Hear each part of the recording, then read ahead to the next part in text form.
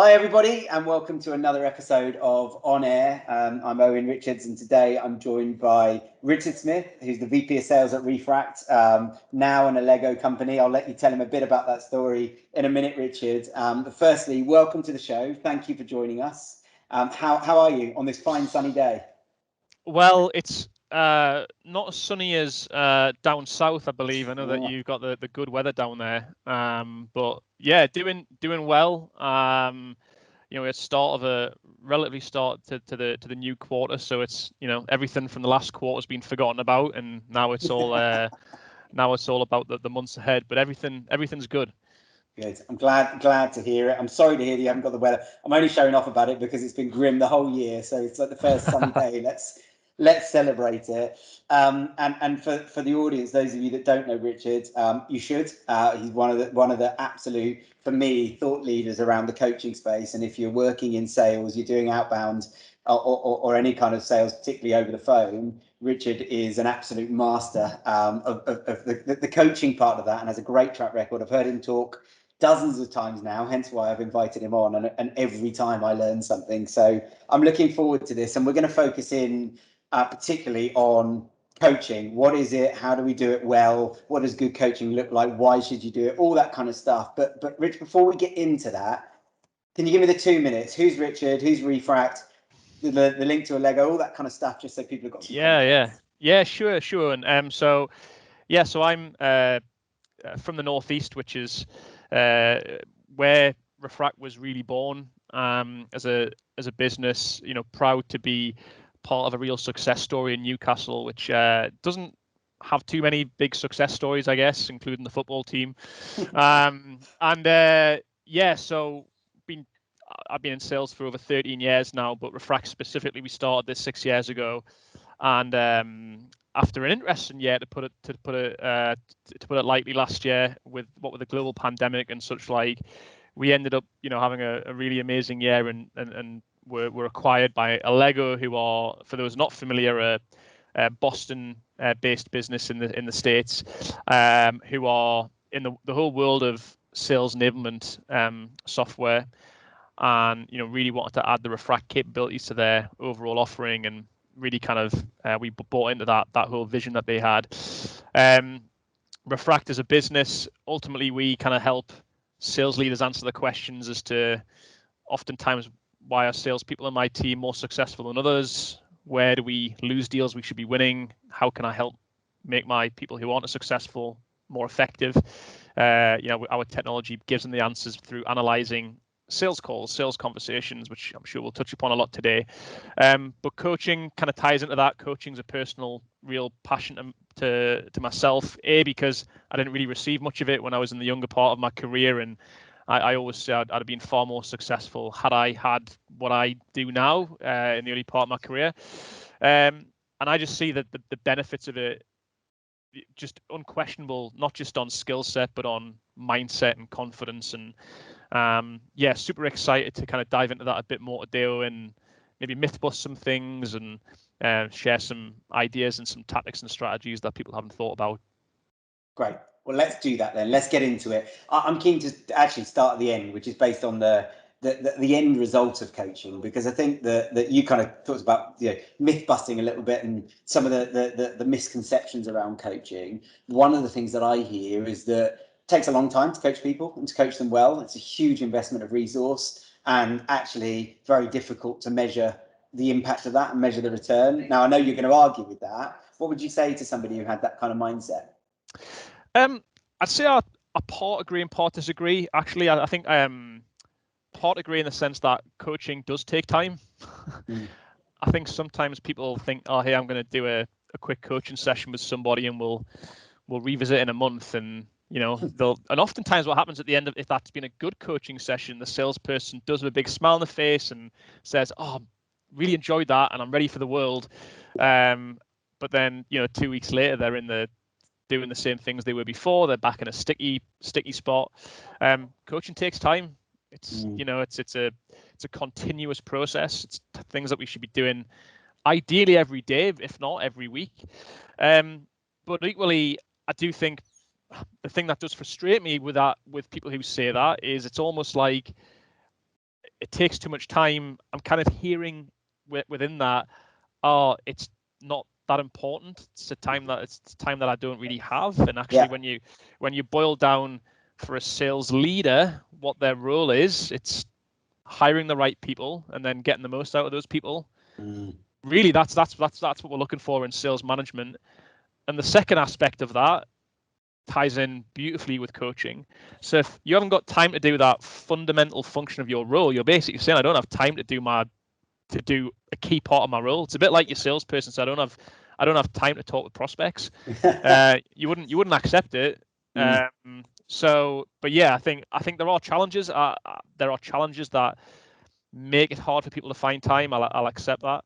But ultimately, for something that can have such a monumental impact on the bottom line, it's not an excuse to say I don't have time to do it. You make an interesting point there, and I think this is right across all business, that I don't have time to do something or I haven't got round to that yet. It doesn't say you haven't had time. It just means it's not important enough for you. And we talk about that a lot here, that I'm doing something right now that's more important to me than the next thing I'm going to do in my mind at this time. So if I choose not to do it, then everything else is deemed more important, either consciously or subconsciously. And that potentially tells you something about their culture and DNA. And I guess I'd be keen to touch on the what's the impact if you don't. So you don't make it important. It's not a priority. You don't do it. What are the things that happen within an organisation as a result? It's a really interesting question. We did a sales coaching survey at Refract last year.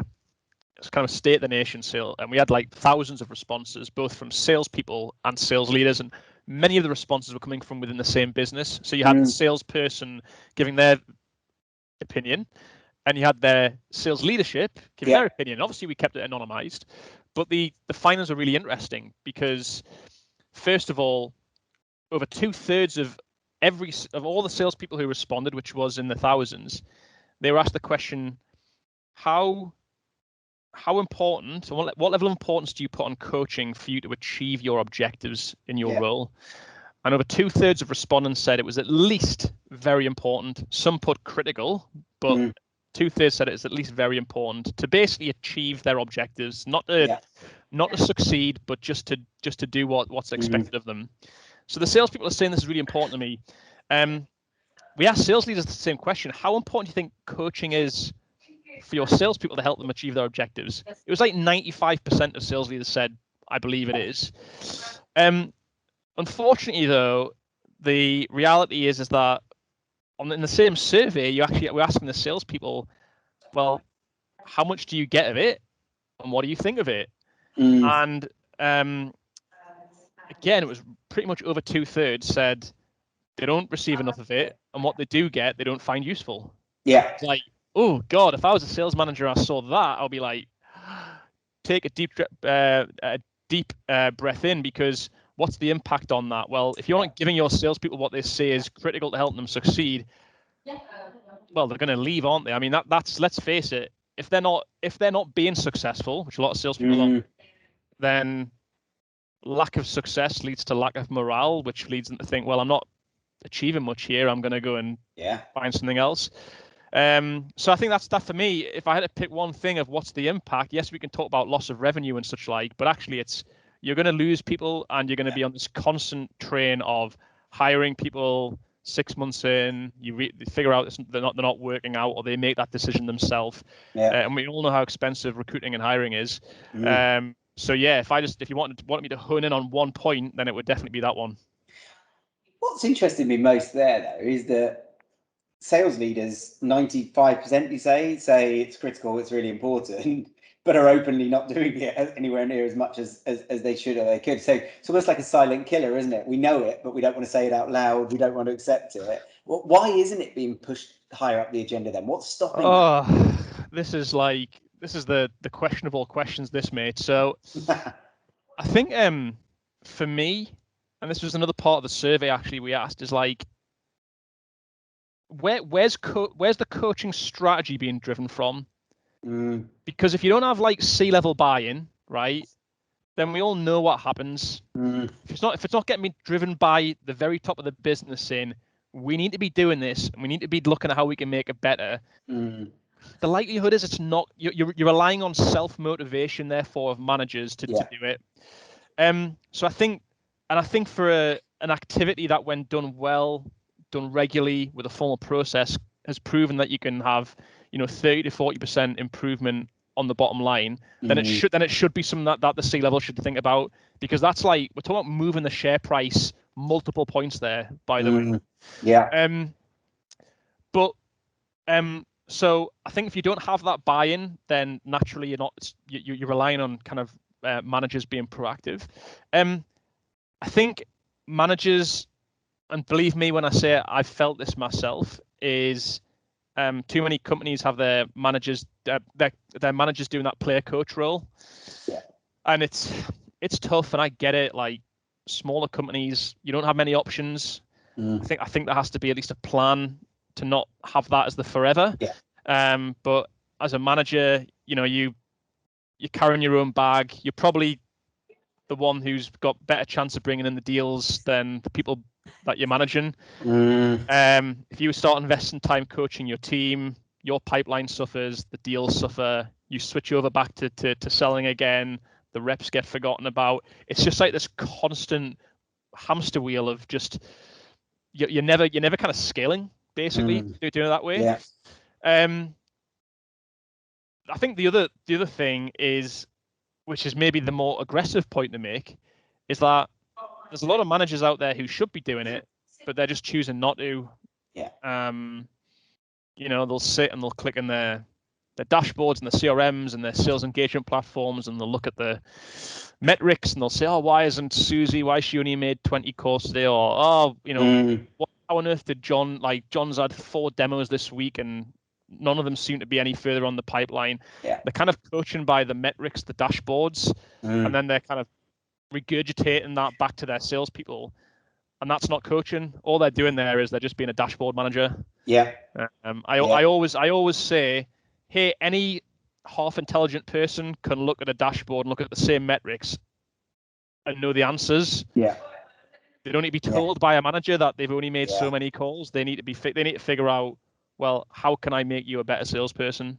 So it's really interesting. Couple of bits of anecdotal commentary there. The split focus of hybrid roles for me is something we've learned the hard way on, definitely, and I would absolutely emphasize that for people listening, that there are times needs must, right? And I think you've adhered to that there. You absolutely have to do it and you don't have a choice. The biggest thing I've seen is that you end up with an average coach and an average salesperson, usually out of somebody who's a good salesperson. So you end up with literally the worst of both worlds. And I've never seen somebody step into that hybrid role, very rarely, and continue to deliver the same sort of numbers, even at a prorated rate. They tend to you prorate them to hybrid half capacity, and then they halve again on performance in their sales contribution. And then they end up being split focused and giving half of the focus to their team, and everything becomes ineffective. So I'd almost go as far as to say it's almost worth not doing it at all rather than doing that way. Maybe I'm being a bit facetious, but I think it's a really interesting discussion for sure. And what was the point that made you said that you learned that the hard way? What was the point that you said, right, enough's enough for this? We need to move away from that model.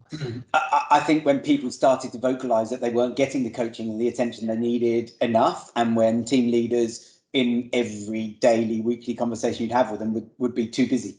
So that's the point of, I haven't got time for that. Well, why haven't you got time? Well, I'm having to deliver this and I've got to deliver that pipeline. Or I haven't delivered pipeline. Why? Because I'm over there. So I think, like anything, it's you can be a jack of all trades or a master of one, can't you? And I think that's true in this, that if you want to be great at something, own it. Be that, let that be your focus. Let that be the thing that you go and master and become exceptional at. Totally.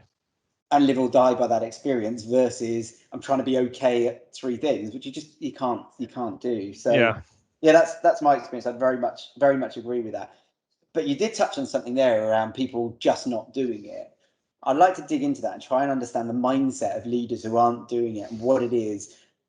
One hypothesis is that coaching is a patient game. So for me, we touched on it earlier, it takes time. You've got to be listening to a 15-minute call, stopping it, starting it, understanding what worked, what didn't, discussing around it. Before you know it, that can be a 2-hour discussion backwards and forwards, and you've analysed one call. And actually, it can feel like it's quite unproductive in the moment, there and then. Totally. The productivity comes later, and of course, then it's hard to measure as well in milestone steps. It's kind of incremental, bits by bits. I can see why people don't enjoy that process. What do you think about that?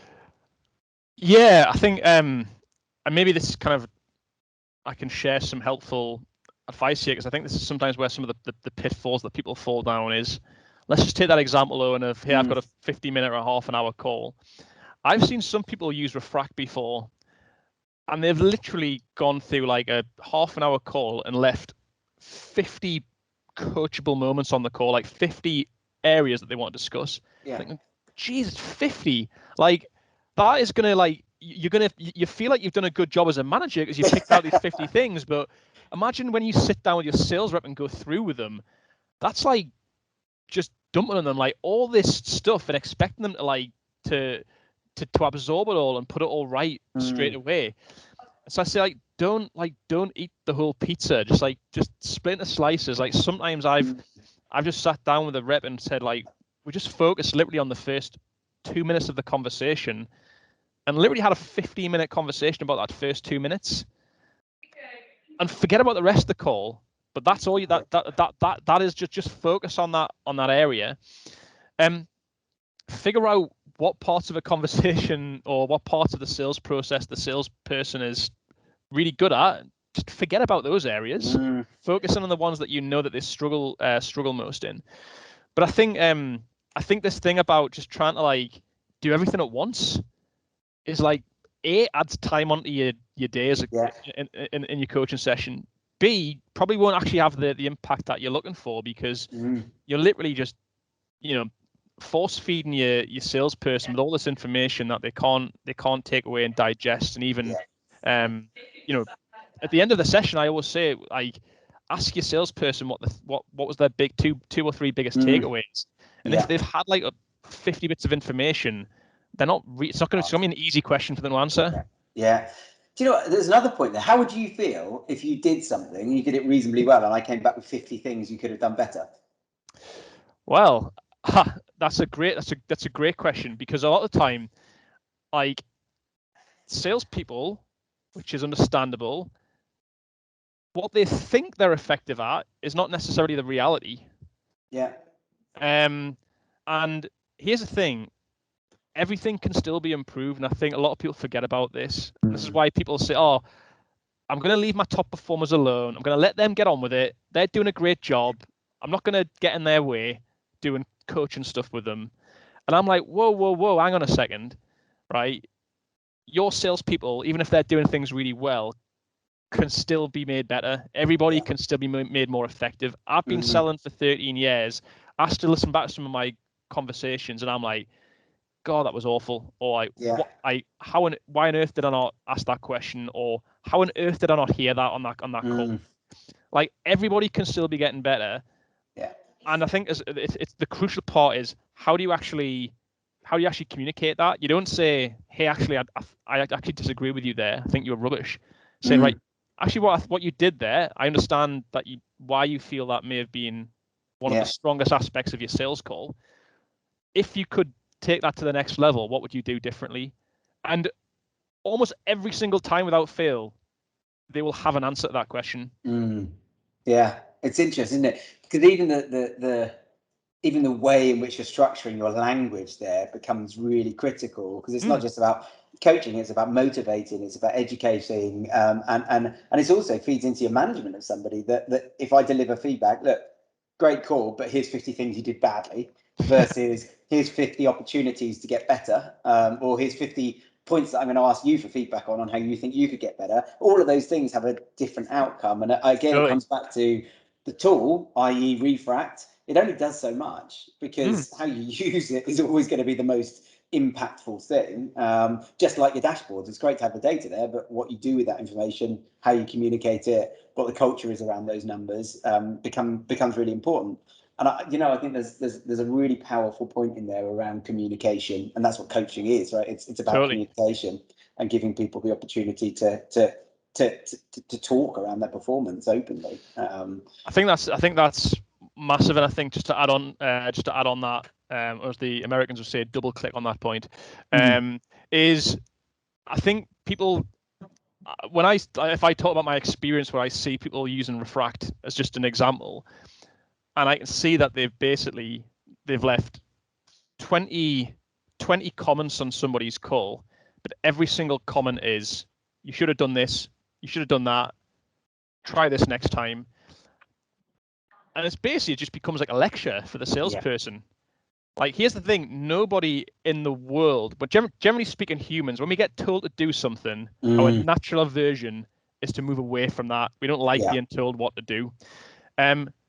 Whereas the alternative is like, hey, this point of the call, let's have a conversation about it. Yeah. And that conversation is, hey, I want you to listen to what you did here. Talk me through what led you to do the thing that you did. Or when you listen back to this, is there anything additional that springs to mind that you may have missed first time around? Yeah. Because when you ask those questions, if you ask them in the right way, people get the answers. Intelligent people, self-aware people come up with the answers. They may need some help getting there, but once the words come out of their mouth, they believe in it more. Now, I just add on to this a bit more because I think this is really important. My sales reps sometimes get super pissed off with me, and I can tell it. I can tell when it happens. This happened this morning. I was doing a coaching session with one of them, and I said, imagine if I said this on a call. We're talking about competitive situations. I said, how would you respond? I'm like, oh, I don't know, Rich. What would you say? I was like, I'm not going to tell you what I'd say. How would you respond? Like, just imagine it happened now. What would be your natural response to that? And I can see that they're sitting there and they're really irritated because they just want me to give them the answer, and I'm not going to give them the answer. And finally, they give the answer, and I'm like, boom, I really buy into that. And you can see the difference from it. I haven't told them the answer. They got to it themselves. And at the end of it, they're like, oh God, that was such a great session. Like, and I'm like, by the way, I didn't actually teach you anything there. You guys actually came up with the answers yourself. But they feel like they learn a lot. Do you know, there's a pertinent point in there, which is that people often. So let's go back to. I always pull things to sporting analogies, annoyingly, but if you think about a footballer, there's a difference between what they do in the moment and when they're analysing the game later and they watch back what they can see from a viewer's perspective they should have done. Right. Now they know what they should have done because they're looking at, I should have played that wide, or instead of carried on to try and take that guy on. But after the fact. And I think people assume that because I said something in the moment, that's what I think is right. But actually, it's instinctive. I'm thinking on my feet. I'm reacting to something I've not seen before. And I think there's a difference. And it's actually, I've never thought about it like that until you started talking about that. That actually the difference for somebody is they often know what they should have done, but they just didn't do it at the time. That doesn't mean that they're not capable or they don't know. There's a difference between those two things. So again, there's another really good point around why you should be coaching by asking questions and not by telling more often. You can see this to show that they do know. You can see this outside of sales, Owen. Like you can see in any part of business. Yeah. Like Kev is my CEO. He does this with me all the time. He asks me questions saying, Rich, in that board meeting, what do you think would have happened if you'd said this instead? And he's coaching me. And sometimes I get frustrated because I feel like I've done something wrong here. Yeah. But ultimately, you're doing it because it's rather than him just telling me, is like when I really think about it, and as long as I believe in what I say next, I've developed more as a person than if he just told me. Yeah, I think that's a fantastic point. Let's just circle back. So we were talking about the why people don't do it. One of the things you've said to me in the past is around companies who feel that recording their phone calls isn't the right thing to do, or that reps might feel uncomfortable with people listening to their calls, or it feels like we don't trust them, or we don't like them to think that we need to do that. I've always been amazed that that's a real thing. Do you genuinely see that? This is a regular thing, and do you know what? It's probably more prevalent in certain industries. You often get it when if we're speaking to let's just say they're a software company, they sell enterprise software, the blue chip organizations. They've got really experienced salespeople, they pay high salaries, and it's almost like they feel like for those reasons, right? If we started asking our sales reps to record their calls for coaching purposes, they're like, hang on, they're above and beyond that. Like I often hear, it's funny when I challenge them on that, they say, hey, we pay these guys like big money. We pay like 6 figures to these guys. And it's almost like they're correlating salary and worth to not needing to be not wanting to learn or monitored, and it's quite a strange reaction they have. I'll kind of split my response into two parts here. First of all, why do people have that immediate resistance? I kind of get this. Like call recording, as an example, immediately has a connotation of being inspected, being monitored, right? That's the kind of the connotation people have. And secondly, I think because of that, if you've never had that done before in your career, then your immediate kind of reaction is like, this is being brought in out the blue because management want to keep a close eye to the ground. So it's as much about how you position it as it is like above anything else of like, hey, the reason we're doing this is not to spy on you, it's not to monitor you on every single call, because guess what? No one's got the time to do that. This is for us to help figure out how we can help you get better. The second part of my answer here is like, if you think of any sort of discipline in the world, and we go back to the sport analogy, like these are some of the highest paid professionals in the world, right? And literally every day, every week, these people, if you've ever seen the Man City documentary, they're sitting in a cinema room and they're watching videos back and Pep Guardiola's at the front, stopping and starting the tape and asking, Aguero, what was it that made you move there, and how come we didn't execute this part of the game plan? You see it in NFL, they do this in the game. You see people like Aaron Rodgers and Tom Brady come at the end of the quarter and they've got their Microsoft Surface out and they're literally watching back what they did like a minute ago, and like how did it not come off, and what. And it's like, why they're doing that? It's because, well, unless you can really rewatch or re-listen what you did in situations, it's insanely hard to actually make improvements, because this is what happens to the alternative. Mr. VP of sales, you can see that in his salesperson's calendar, he's got a 2-hour-long demo lined up for this afternoon. It's with IBM. It's a shit hot prospect. It's right in their wheelhouse as their ICP. The salesperson has the demo. The VP of sales gives them a call after and says, how did it go? Oh, went really well. Yeah, they loved it. All right. What did they like? Oh, yeah, they like this and they like this. All right, what happens next? Oh, we're gonna speak in a couple of weeks' time. The reality of that situation, if you were to watch the demo, was the prospect was actually quite refrained from being enthusiastic. The salesperson thought the prospect was enthusiastic because they were asking about how does this feature work and that feature work. The salesperson didn't actually learn about the motivations of the prospect. They didn't learn about the buying decision. They didn't learn about who the person is that, who are the sponsors, they didn't learn about the is there a competitive threat. There's so many things to that. And what the VP of sales is doing is trying to, well, they're basically going off the word of the salesperson, who may not be lying, by the way. Yeah. They're just giving the interpretation through their own eyes and their own words. And so how can you coach on that? You're coaching on basically rep opinion. So anyway, long-winded answer to say, until you can actually truly see what's going on, you're like coaching literally with a paper bag, using the Gareth Southgate analogy, over your head, because you're doing it based on guesswork, essentially. So that's my response. I think why do people resist it? It's because they relate call recording to negative things. What are they doing as an alternative? Well, they're coaching with a paper bag over their head. And no rep is going to go, do you know what? Yeah, I sat here. I didn't do a great job. I know you're paying me 70 grand a year because I'm up here and I'm one of those people that you pay up, but I didn't do a great job. I missed this one. Sorry. It's just not a conversation that's going to happen, is it? Yes, fascinating insight. I think it's a really interesting way of looking at it.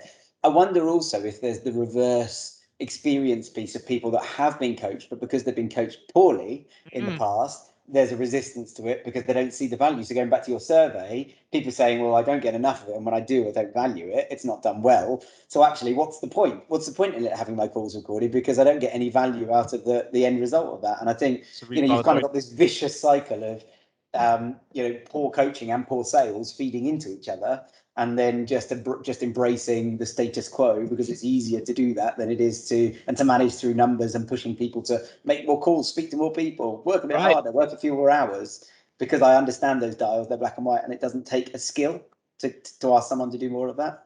It's a totally valid point. If they've had a bad experience with it before, where that was just used as a way to hammer people over the head, then I can get that. But if people listen to this are a little bit on the fence about getting their team to record calls for coaching purposes, here's what I would advise you to do. Get your salesperson to record maybe the next call, the next few calls they make, and before they share those calls with you, get them to listen back to them themselves and self-critique the calls themselves. Before you even listen to them, get them to self-critique the calls themselves, and simply use that coaching session when you sit back with the rep to say, talk me through your self-critique. What were the things you thought you did well? What things they think you could have done differently? Just talk me through why. Because guess what? That is coaching. Yeah, absolutely. And probably the most effective form of it as well. Who's coaching the coaches, right? So I'm a founder and I've got my sales leaders in. Maybe they've grown up in the company. Maybe I've hired them from somewhere else. They come in and we implement Refract, and we're suddenly doing, we're creating a coaching culture. Off you go coach these people. Oh yeah, I'll do that. That's fine. Then we've got survey results as evidence telling us that the quality of coaching isn't good, isn't effective. So who's coaching those coaches to be better coaches? I mean, this is a point that I think very few people appreciate. Is like we're talking about these things. Some people probably listen to this podcast and thinking, "Oh wow, I've never kind of thought about doing coaching that way before." And because it is a skill, it's something that by the way, I'm still learning about. The reality is, so many companies are not kind of recognizing it as a skill that needs to be trained into people, and kind of just thinking, hey, this is just you know how to do this job well, just impart your knowledge onto people less experienced than you. And I think this to answer your question, a lot of companies, I do speak with companies who are investing in like actual management development programs and coaching training courses for their sales managers, but the vast majority aren't doing it. The vast majority aren't even doing something as simple as, hey, here's a book all about coaching for you to read and learn about. There's a great book called Sales Leadership by Keith Rosen. If anybody listening to this just wants to learn how to become a better coach, I read that book and was just like blown away by it, and like gave me a lot of solid principles of just good sales coaching. But I think we have a responsibility as business owners to think about how can we enable our sales leaders to be more effective coaches. Otherwise, the danger you're playing is, hey, they might be doing it the wrong way, and we might be getting the responses back from salespeople saying what I receive isn't helpful, which is dangerous, because we know that could lead to. But we also have a moral responsibility to like invest in the growth of our managers, and helping them feel fulfilled as individuals too. We obviously invest a lot for sales training and things for the sales individual contributors, but actually in sales management, how much investment do we make? It's very little. Yeah, and it feeds into the notion that coaching can be ineffective and hard to measure as well, and then it reduces the importance of it down the priority list, and then it doesn't get done, because you're sitting there looking at performance, and as a founder you're saying, well, where's the sales performance in here? It's not where we need it to be. So you go to the sales leader and they say, well, I don't understand, I'm doing coaching, I'm doing loads of coaching, but it's just not working, they're not getting better. Oh, well, let's not focus on coaching, let's do other things then. And suddenly nobody looks at the leader's coaching and says, well, how good is the coaching, how effective is it? And of course they're not going to say, well, I'm doing coaching, it's just not effective. I need to get better at it. And it's a really interesting juxtaposition, just goes round and round and gets people in a place where less and less coaching starts happening, and then all of a sudden you're just making the problem so much worse. I'm interested to explore something with you. So if and I'll ask you the question without feeling what I think is the answer. If you had the option and you could only spend time coaching your best performers, your middle performers, or your worst performers, where would you invest your time? So much debate about this. So much debate about this. Like, I think the go-to line is, hey, focus on your middle pack, because that's the biggest population that you've got in your sales organization, is that middle 60%, as they would say it. And those people tend to be, they haven't got all the skill yet, but they've got a lot of will. They've got a lot of desire to get better, a lot of potential. And if you kind of up level that bigger proportion of people, then there's a bigger proportion of people to add. You're gonna add more to the bottom line. Yeah. But then actually, if you this is where you, as a business, you want to start doing the maths. Yeah. Really is my answer to this, because then if you look at, say, well, actually our 20%, which are top performers, today they already bring in like 3 or 4 times more than the middle. If I was to make those people 20% better, actually the revenue gains there is more than if I was to take most of the middle pack up by 20%. Yeah. Like literally that's that, and I think that people forget that. It's like, well, actually, let's do this maths here in our business.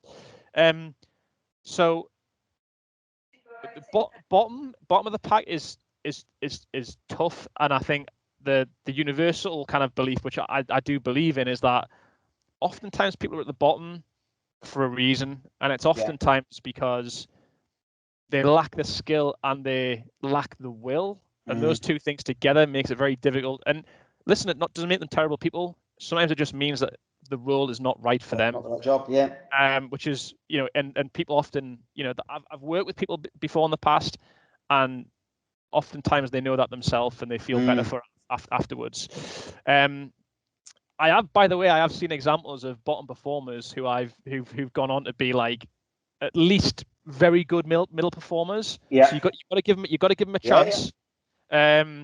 But yeah, for me, it's not like so much a black and white answer, such as, oh, you got to focus your time in the middle of the pack. I think everybody deserves coaching, but actually, if you want to get scientific about it, look at the maths and ask yourself the question, well, hey, if I actually dedicate more of my time to my top performers, who are the people I really don't want to leave the business, by the way, and if I can make them 20% better, I'm actually going to make more revenue gains than if I spent time with the middle.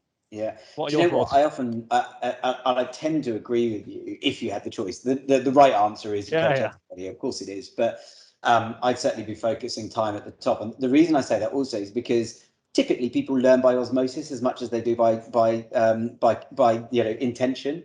And if you can make your top salespeople 20% better, and people are hearing their calls in coaching sessions and hearing them on the sales floor having conversations, and suddenly you can give that by exposing your top performers to coaching culture, they become coaches organically. They naturally start wanting to pass that on. It kind of elevates anybody anyway. So again, there isn't a right answer, I think, when you look at is it that or that, because that's never a right answer to do that or that. It's a balance of all of them. But if you had to be guns ahead and you've got to choose one, for me it's top every time for that reason. But it does rely on them having a coaching mentality and wanting to pass it on, and not being the whole lone wolves who just want to go off and be better by themselves. This is a really important point that you've made here, Owen. I think a lot of companies, what they struggle with is providing that kind of development path for people.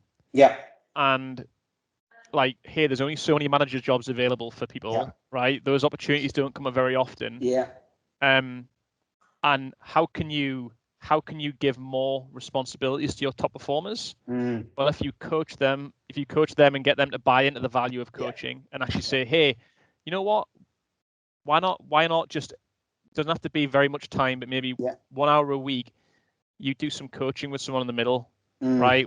What you're doing there is you've A, given them the experience, you're developing their coaching skills, and C, you're giving them the path, the responsibilities that they can see, actually, this company is giving me additional responsibilities on my path to maybe being more of a line manager or team manager or whatever that role is.